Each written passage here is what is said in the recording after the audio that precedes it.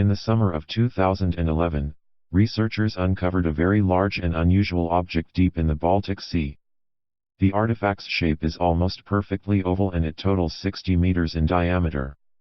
The first odd thing you can notice even from afar is that a still visible trail leads to the huge structure, which means it wasn't there when the region wasn't covered in water, millions of years ago, and it didn't sink there either, if a vessel could even carry such a thing.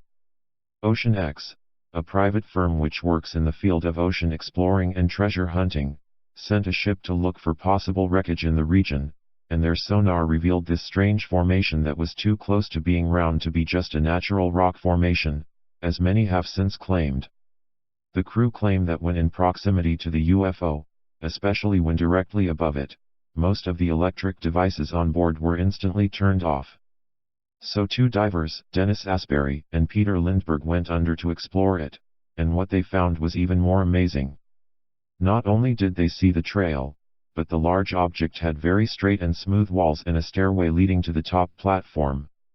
Also, they discovered a sort of an entrance of surprisingly symmetric oval shape. The surface is cracked. 3 is a black material that fills the cracks, but we are unsure what this material is, Peter Lindbergh declared in an interview with Fox News.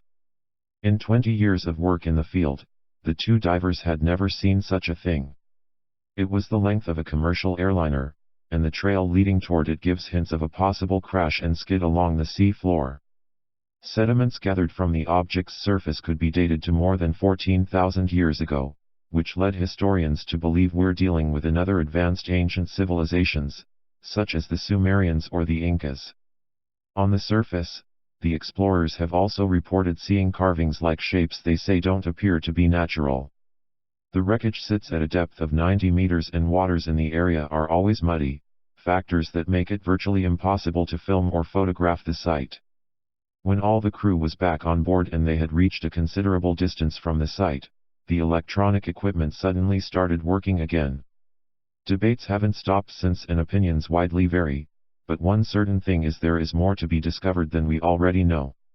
Also, there is much more we could know from what was already discovered, because the television company that provided the funds for the expedition wouldn't allow any members of the crew to disclose more than they have to the public. People on board say the amount of bizarre information they have found and are forbidden to share exceeds what we have already learned about the site.